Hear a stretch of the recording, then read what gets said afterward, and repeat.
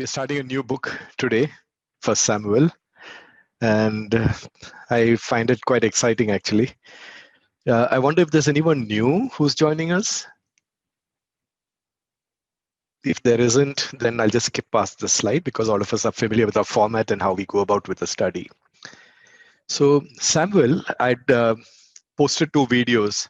Normally Sujit also shares the same video whenever we start a new book. I expect that most of you would have seen it because that gives you a good that 30,000 feet overview of Samuel.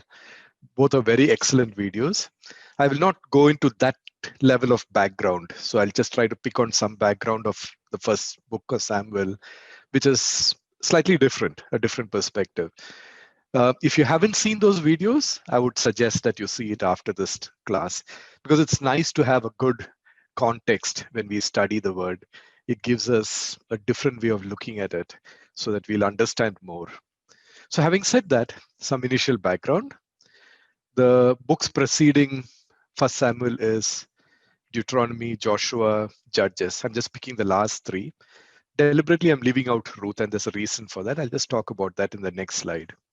So in Deuteronomy, we saw Israel at the end of their wilderness wandering after their captivity in Egypt. They're on the threshold of entering the promised land. And Deuteronomy is a revision. Moses actually revises all the laws and what the Lord had done for them. And at the end of the chapter, he pronounces a series of blessings and curses. Blessings when they are obedient, curses when they are disobedient. The next 2 books gives us a play out of exactly these 2 things. Joshua has the key in Joshua is the obedience of Israel. And it gives us a series of events that show the results of obedience, the blessings they experience. And the thing to notice during this phase, Israel is a strong theocracy. That is a nation that recognizes God as their king. And then you move on to Judges, and Judges sees Israel falling apart into spiritual disobedience. And the results are there to see in social, moral disintegration. And remember what Moses said? Israel is now experiencing the curses that come from their disobedience. And the thing to note was during this phase, there is anarchy. We moved from theocracy to anarchy, and that is because there is no king. They recognize no king. The book of Samuel, which we start today, marks another turning point in Israel's history. So they have moved from theocracy to anarchy, and now they'll move to monarchy. And this is at Israel's insistence, as we'll study later. So some more background. Originally in the Hebrew Tanakh, 1st and 2nd Samuel is one book, just like 1st and 2nd Kings is one book. So, and the way they order their books is slightly different. You have Deuteronomy, Joshua, Judges, and then Samuel. Ruth actually, in our Bibles, Ruth comes in between because there's a thread that's being traced through Ruth. But in the Hebrew Tanakh, that's the Hebrew, the Jew version of the Old Testament, you have Deuteronomy, Judges, Joshua, Judges, followed by Samuel.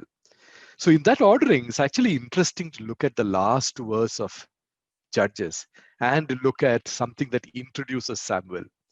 Judges concludes with the verse, in those days, Israel had no king. Each man did what he considered to be right. And we know the consequence of that. The author takes great pains to tell us what that meant.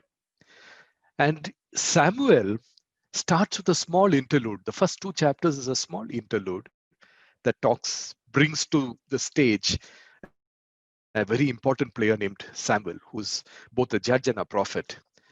But the narrative of Israel as a nation picks up again from chapter 3, verse 1. And it starts off with, now the boy Samuel continued serving the Lord under Eli's supervision. Word from the Lord was rare in those days. And we saw that even in Judges in the last few chapters, right? Lord's word was very rare. Revelatory visions, Samuel tells us, was very infrequent. So if you see, this actually parallels very closely the New Testament also, right?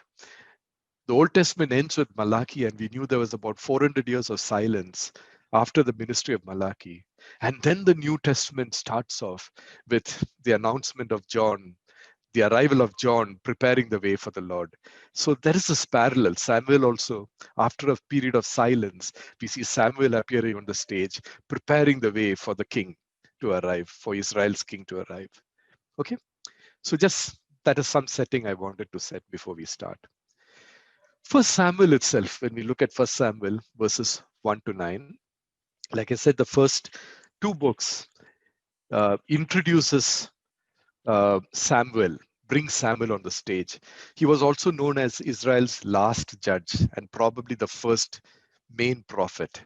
Okay, so Israel's birth, Samuel's birth parallels other births we have seen earlier in the Old Testament, right? Abraham and uh, Sarah, Manoah and Samson. And it starts with this person named Elkanah who had a barren wife. He had two wives, Hannah and Peninnah. Peninnah had children. Hannah was barren. So Elkanah loved Hannah. So he was a devout man. There's sufficient evidence in verse 1 to 9 to show that he was a very devout man.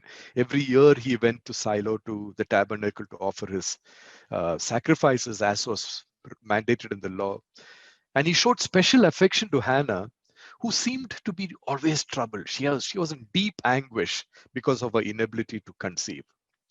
So when you look at the three main characters in this first few verses, verses 1 to 9, Elkanah, Peninnah, and Hannah, there is a lot of deep drama playing out between the three characters, right? So when you read that portion, the question we have to ask ourselves is, what are these three? What is the Bible telling us? What is the book of Samuel telling us about these three characters? How are they dealing with the situation? And the main situation in front of us is Hannah's barrenness.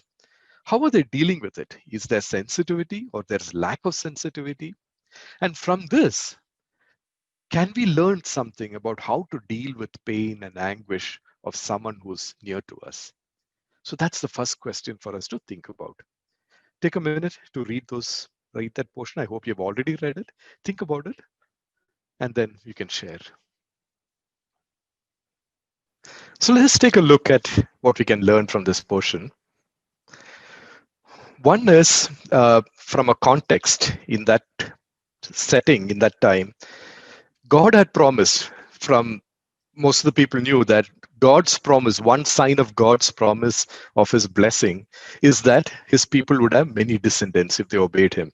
So a woman's inability to bear children could be read as a curse from God.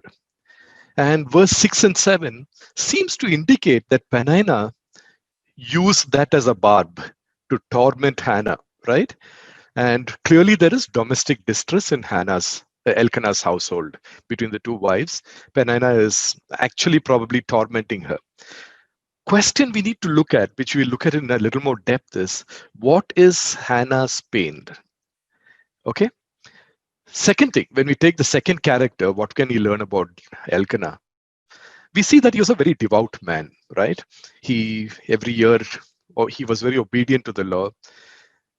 But he does not seem to appear to see Hannah's barrenness as a curse from the Lord, because he's showing love. He's not treating his wife as someone who's cursed by the Lord, even in the context that we know that children are a blessing.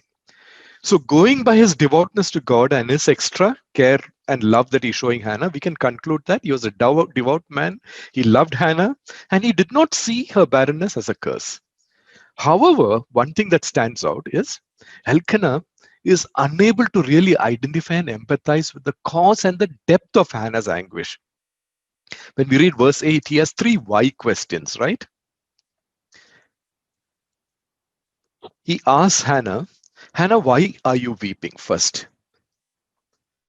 Why don't you eat?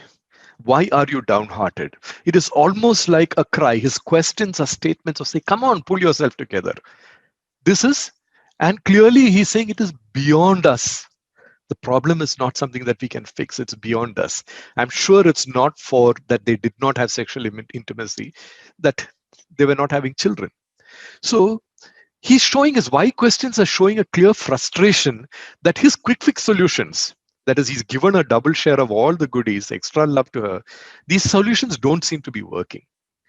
Second, he is devout, but strangely, There is no mention that he is doing anything special by way of prayer or sacrifice to intercede with God for something that he knows and Hannah knows only God can fix, right? And this came out in some of the discussions. And he ends with a lament. Why can't you be content with what I can be for you and what I can do for you, right? So we see that Hannah's heart was sad. Verse 8 tells us that Hannah's heart was sad. See, in the Old Testament times, the heart is seen as the seat of all thinking and reasoning, like what we think of the mind today.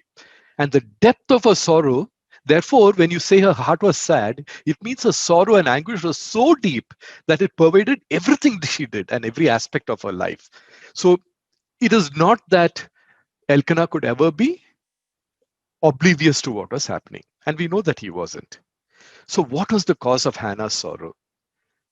The fact that the Lord had closed her womb. That's emphasized twice in verse 5 and 6. Hannah understood that children were a gift from God. The thought that God had not favored her with this gift made her sorrowful. One is the fact that she was barren. Second is, I think when we read later, and even chapter 2, we see that the very thought that God was not favoring her with this gift was making her sorrowful. So perhaps she could not understand in what way have I fallen short of the Lord's favor. So that's another thing that's troubling her, right? So we will dig deeper into this when we look at her prayer and all of that. But let's pause. I'm not an expert in psychology. I'm just drawing some lessons from this portion to look at how we can deal with pain and anguish of others. One is to dig deep, to understand the cause and empathize. So to dig deep means to be there, be patient. You cannot go there and have a quick fix solution. Second is don't be judgmental, like Penina was, right? Don't try to be a judge there and say, perhaps it's because you're not blessed or you've done something wrong or something like that. Third, don't rush to offer solutions, however godly or goodly your intent is. Third, pray for the person. Pray that you may know how to help. Pray for the person, that the person receives an answer, a solution, and you pray that you may know how to help. So these are some things that we can draw from this portion, both from the lessons of what some of the characters did and some of the things that they could have done. With that, let's move to the next question. So the next question is from verses 10 to 18. We see this portion focuses on Hannah's prayer. So Hannah is pouring out her heart before the Lord, right? And she's so demonstrative that she's misunderstood by Eli, the priest. She's doing this in front of the tabernacle, or outside the tabernacle. And Eli actually sees the way she's speaking and he cannot hear. He thinks that she's a habitual drunkard. So much so that now her speech is slurred and she cannot control her body and her speech, right? But he ends with an assurance that God hears, listens, and responds to her prayer. So what happened in between? What do you think was Hannah's prayer and petition to the Lord? Was she trying to bribe God or was she very sincere in her prayer? That's a question for us to deliberate on next. So first thing to notice, Hannah's response, unlike Elkanah's, in her anguish, her response was prayer.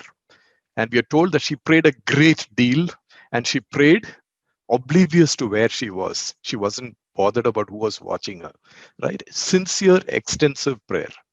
How did Hannah pray first? She prayed a great deal. Verse 12 tells us that. She poured out her soul before the Lord. In Old Testament times, the soul represented a person's entire being. So the being consisted of the physical being and the non-physical, the spiritual being of a person. And she was pouring out her soul. So in Old Testament times, a person was her soul. You were referred to as a soul, right? It's all of you, the physical and non-physical part of you. And she was pouring out all of herself before the Lord. She was oblivious to her surroundings, so much so that we see that Eli misunderstood her demeanor as a habitual drunkard. She was pleading for redemption and restoration to God's favor. She was telling the Lord in verse 11, look on my affliction. Remember me. Do not forget your maidservant. So, and then she has this promise, right? That if you give me a son, I will dedicate him to the Lord. So when you put all of this together, I think we can read between the lines and see one thing. First, what was her actual pain and anguish? One is she did not have a son. Imagine that your fondest dream is to have a beautiful house, right? And you pray for that, and somebody gives it to you. Would you actually gift it back to that person? You ask for it because you wanted to enjoy it. But here she is asking for something, and she's willing to give it back to the Lord to further the Lord's purpose. So clearly, there are two things at play here. One is definitely she wants to have a child. Second is she wants, like Nancy was pointing out, it's the very fact, the thought that she perhaps was in some way not in the Lord's favor. She wanted redemption and restoration to the Lord's favor, right? She did not pray. What did she not pray for? If you look at it from the other side, she did not pray for Penina's taunts to stop. Nothing tells us that she did that, right? She was instead praying that, Lord, please redeem me, restore me to your favor. And if I'm in your favor, the rest will follow. I will have a child. So her focus was on redemption and restoration. Now let's look at her promise. Her promise clearly was not a condition. One is it is a recognition that only God can provide, right? When she made the promise, she was saying, Lord, only you can provide this child. So I am asking you, please provide. And what God would give her, she was saying, I would steward faithfully and dedicate it back to the Lord, both by profession and conviction. So I will dedicate this child. He'll be a Nazarite. So, which meant that by profession and by conviction, she would dedicate what the Lord gave her back to the Lord's purpose, right? So she was not just looking for a child, she was looking to make a positive contribution to God's plan and purpose for Israel. When we go to chapter 2 and look at her song, we will see that this becomes more evident. Second, to answer specifically Sarita's question, I hope I can answer that effectively. The Lord looks at the heart. Asking for a sign is not wrong. It is, I think the Lord understands where we are coming from. So this is like, I forgot the name, Gideon. Gideon asked for many signs, and Lord graciously granted him the sign, right? The fleece that he put out. And we know that, and it continued, and the Lord kept giving him signs, both when he asked for it and when he did not ask for it. So the Lord is looking at the heart. The Lord has a purpose, and he will answer. So the sincerity of what you do is what actually comes to the front, and the Lord can see that. One more thing to note here is Shema. If anyone remembers, Deuteronomy, I think chapter 6 has this very famous statement, right? Which is a prayer that every Israelite says in the morning and evening. It's called Shema Israel. Hear Israel, the Lord your God is one, the Lord alone. And that's what follows, love the Lord your God with all your heart, with all your soul, with all your might, is what Jesus said was the greatest commandment. So the word Shema there means hear.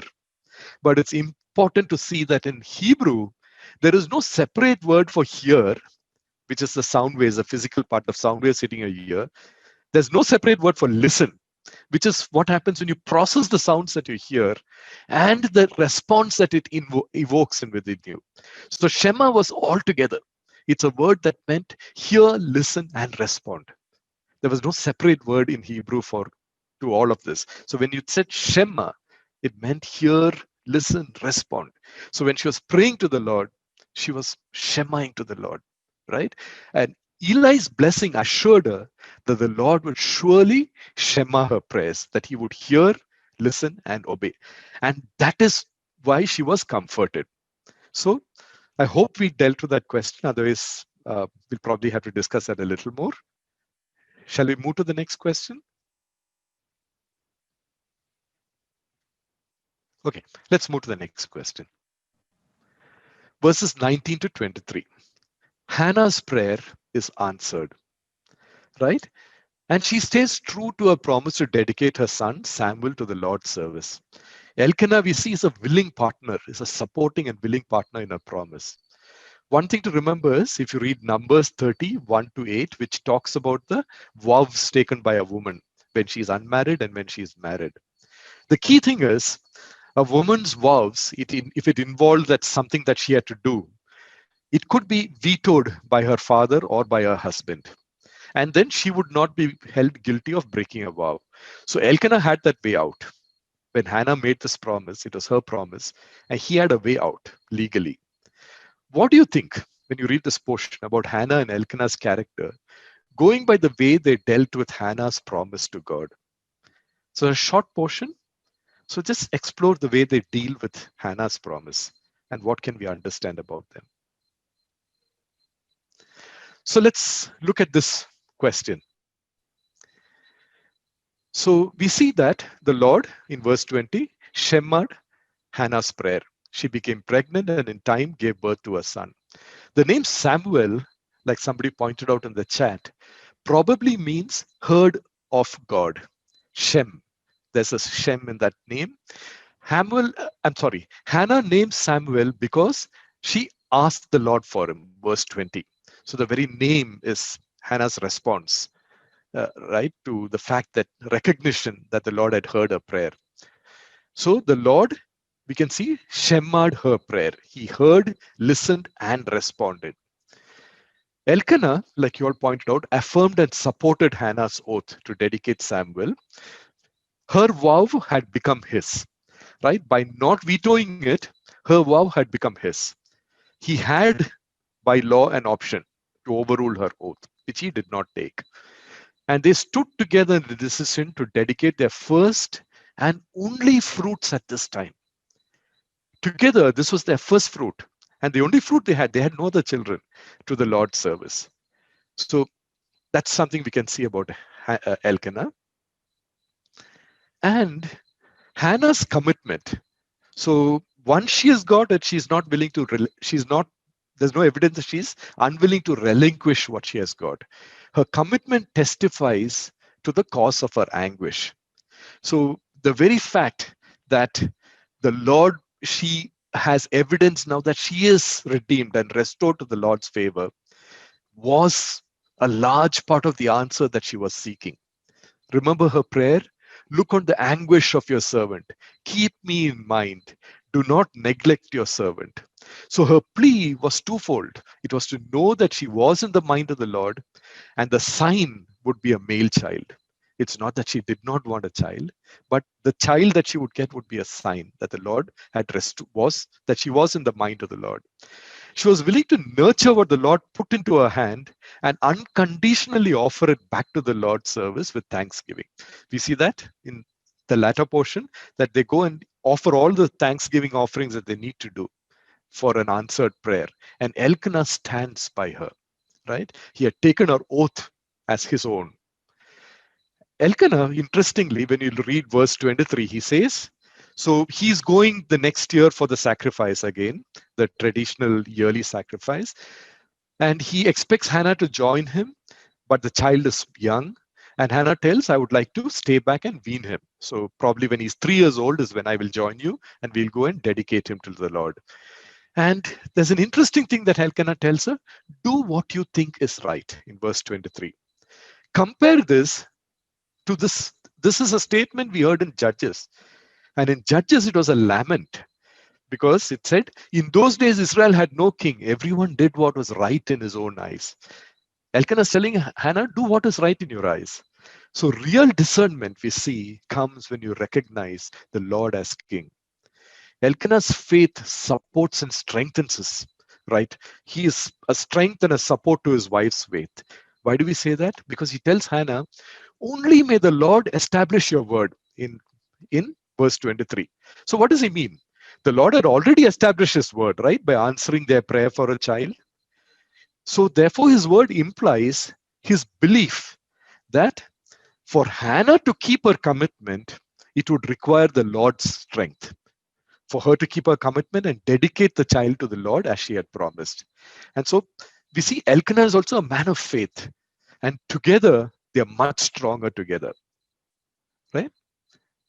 So having said that, the last portion, we see Hannah dedicating Samuel to the Lord. Hannah, along with Elkanah, they go together after probably Samuel was 3 years old to dedicate Samuel to the Lord as she had promised. In chapter 2, Hannah's song of praise is actually a continuation of this portion. So it would be be nice if we had read that. We will look at that in more detail next time. But the question for us now in this portion is, this entire chapter, it took us through a journey in Hannah's life, right? A journey from anguish of barrenness, the doubt of whether she was in the Lord's favor, to fulfillment and redemption. And through this journey, we may not have recognized it, but Yahweh is taking center stage in their lives. What has Hannah's journey actually taught her about the Lord? That's a question to think about. Okay, so let's look at this portion. So through Hannah and Elkanah's experience, they recognize that the key mover in their lives is Yahweh, right? Here are some of the things they discover. They discover that the Lord is near and approachable when you are humble and in anguish or need. They discover the Lord when you say, the Lord Shema's prayers, that is, holistically, he hears, listens, and responds in his time, in his way. But he surely hears, listens, and responds. And he can see your heart, the heart, praying heart, right? Eli's words of assurance comforted Hannah only because he spoke on behalf of the Lord. So that's the other thing. So Lord will speak through you, through other people.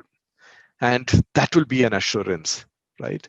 So the Lord's assurance comes to you from different sources. It is the Lord who will help you discern right from wrong. Remember what Elkanah told her? Do what is right in your eyes. And it's the fact that he knew that the Lord was guiding her. So it's the Lord who will help you discern. It's the Lord who will strengthen you to keep your commitments. Again, from what Elkanah told her.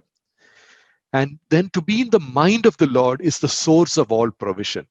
His provision for you is to be used to further his purpose. So if you are in the mind of the Lord, that's evidence, right? The Lord will provide.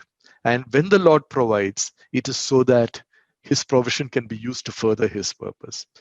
So a journey from need or pain and anguish to peace and fulfillment is a journey of a discovery of the Lord's presence and involvement in our lives. Right? So that's something that we can take away from this lesson. And I'm sure in all our lives, there is that imprint, that imprint of what the Lord has done through moments that we have struggled through. And it's a hope when we look forward. So when we look forward and when we are challenged, when we are in anguish, that is something, right? That strengthens us. So look back to look forward. Having said that, this is a chapter that actually, there's so much that we could learn from this chapter, right? And from what Elkanah, Hannah, and has experienced. This chapter concludes with, then he bowed down there in worship to the Lord. And, or in my, the Bible that I have, this is NIV, he says, and he worshiped the Lord there. It doesn't tell us who this he is. It could have been Eli. It could have been, because Eli is amazed by what the Lord has done for. He had assured, like Vineet said, he saw the assurance, right? An echo of what through him, that the Lord spoke to Hannah, and he's seeing evidence of that. So it could be Eli bowing down in worship. It could be Elkanah bowing down in worship. Or it could be the boy Samuel bowing down in worship. The Bible doesn't care to tell us who it was that bowed down, but it points out one important thing: worship. So when we look at what the Lord taught us how to pray, the Lord's Prayer, Matthew 6, he said, before he taught, he said, your Father knows what you need before you ask him. So I hope you have looked at that portion. The question for us, for our breakout session, it's an open question. What is the place of worship in our lives? Is it different from prayers and petition? Is it dependent on the answer to prayer? So that's something that we can discuss. It's an open question. I won't come back with an answer, but when you have in your breakout rooms, when you share, if you think there is something significant that was shared in your room, please bring it to the table in the common room so that we can all benefit from that. So with that, Minnie, you can break us out into our discussion rooms. I will paste this question in the chat. Yep. Yes. Okay, so anyone has anything to put on the table from your breakout rooms?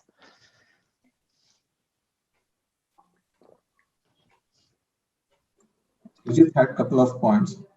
with respect to Sujit, maybe you can. Yeah. Yeah, okay. Yeah, I was just sharing in terms of how worship becomes practical, right? So one is the first one is the consistency part of worship, right? When you look at the life of Jesus and contrast that with our own lives when we tend to worship.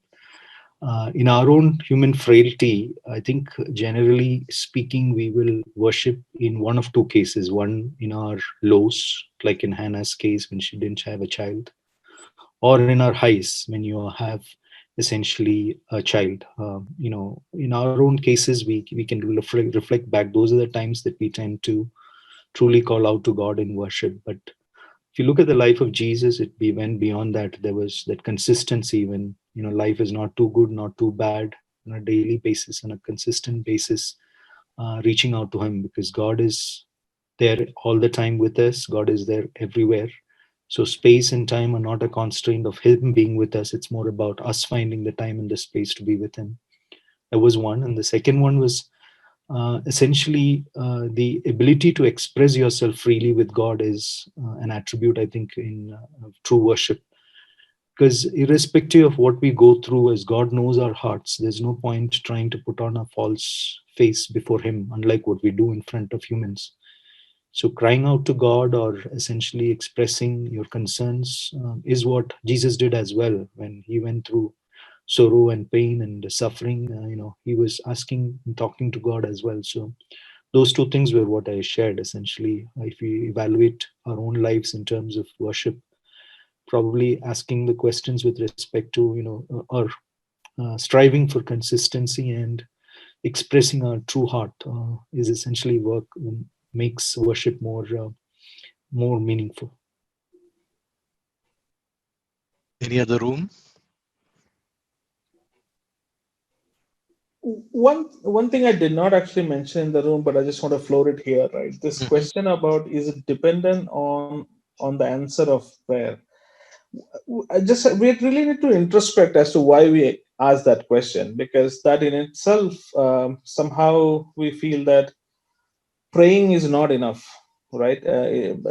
Somehow we feel that there has to be a second part to it, because as far as I'm concerned, prayer should be enough. And as soon as we pray for it, we got to have that guarantee within ourselves that the prayers are going to be answered. Maybe it's possible that the answer is not very evident or visible to us, but that should be okay with us. So just an introspection on, like, why is it necessary to ask that question? Is it dependent even on prayer? Because as soon as you pray, you do receive. Where is that faith not coming through, I guess?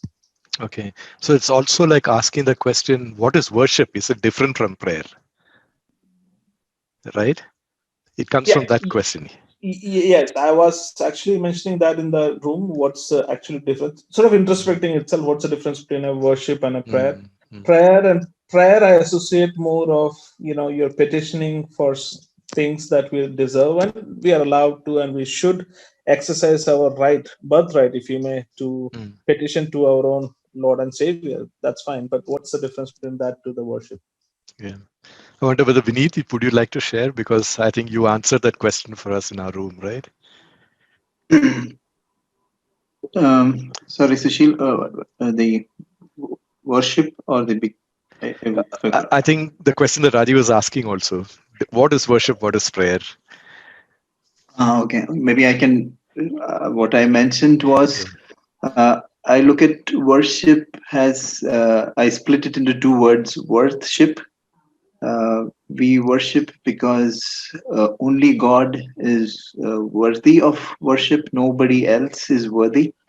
So that is the worship that we acknowledge, that He is the only one who is worthy of worship. And that is also part of the, irrespective of all circumstances, our life should be. It's not only in a particular place, it's the entirety of our being.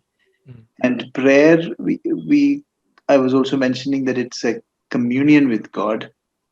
Of course, it's a subset of worship when we adore Him in prayer. when we confess to Him, or all these are also part of that overall worship, acknowledging God's worship. Yeah, so that way prayer is also an end in itself, because that's a part of the consummation of worship. Yeah, that's what I had also indicated in our message. Yeah, prayer comes from our need to communicate with God, to commune with God, right? Worship is our recognition of the awesomeness of God. Yeah. So anybody else? Anyone else? Yeah, I mean, I'm also agree with what both of you all said. Worship is more so an expression of our adoration of God, and it can be through singing, chanting, praying, and even dancing in many cases.